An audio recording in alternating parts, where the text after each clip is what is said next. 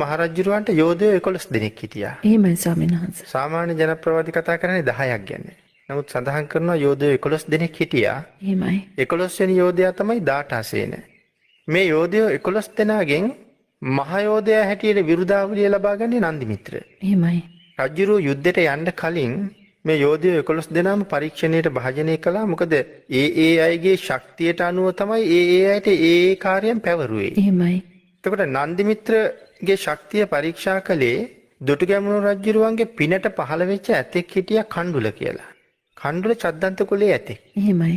එතකොට මේ චද්දන්ත කුලයේ ඇතත් එක්ක පොරබදන්න ඕනේ නන්දිමිත්‍ර යෝධයා. ඒ පොරබදලා තමයි එයාගේ ශක්තිය පෙන්වන්නේ. එහෙමයි. පියවිකායික ශක්තියෙන් මෙතරම්ම ශක්තිමත් කණ්ඩුල රාකලගෙඩි 16කුත් පොවලා මත් කරලා ඉන්නේ. මිනිස්සු කෝටි 1000ක ශක්තියෙන් යුක්තයි කණ්ඩුල. එතකොට විශාල පිරිසක් රැස් වෙලා ඉන්න තැනක මෙයා හොඬ උස්සගෙන කෑ ගහගෙන නන්දිමිත්‍ර දිහාට දුවගෙන එන්නේ. සඳහන් කරනවා නන්දිමිත්‍ර පාරට ඇවිල්ලා නැත්තම් මෙයා එන ඉස්සරහට ඇවිල්ලා හොඳට පාද දෙක පිහිටවලා මහ පොළොවේ හිටගෙන හොඬ උස්සගෙන දුවගෙන එන හස්තියාව දල දෙකෙන් උස්සලා පැත්තකින් තිබ්බා කියලා. පොරයක් යුද්ධයක් තිබුණේ නැහැ දෙන්න අතර. එහෙමයි ස්වාමීන් වහන්සේ. එතකොට නන්දිමිත්‍රට ඒ තරම් ශක්තිය ලැබුණේ කොහොමද කියලා සඳහන් කරනවා. පෙර ඈත භවයක තරුණයෙක් හැටියට මාර්ගයේ යනකොට මෙයා දකිනවා පිරිසක් යාචකයන් පිරිසකට ආහාර දෙනවා. නමුත් මේ යාචකයෝ වෙනද දකින්න අයට වඩා වෙනස්. හිස් රැවුල් බාගත්ත, කසාවත් හැඳගත්ත, පාත්‍ර අතට අරගෙන මේ හිඟමනේ යනවා. පිඬු සිඟා යෑමනේ. නමුත් මේ පිරිස බොහෝම පිරිසිදු ඇඳුම් ඇඳලා බොහෝම ප්‍රණීත ආහාර තියෙන බව සුවඳින්ම දැනෙනවා. සමහරු වැඳගෙන සමහරු ආහාර භාජන අතේ තියාගෙන දන ගහගෙන අර පාත්‍රයට ආහාර තැන්පත් කරනවා.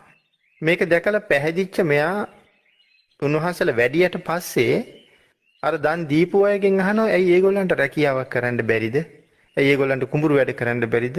ඒගොල්ලන්ගේ ජීවන උපාය යාලට හදාගන්න බැරිද? බලහම කායික වශයෙන් බොහොම නිරෝගී. ඒ අයට ඇයි ඔයගොල්ලෝ ආහාර දුන්නේ?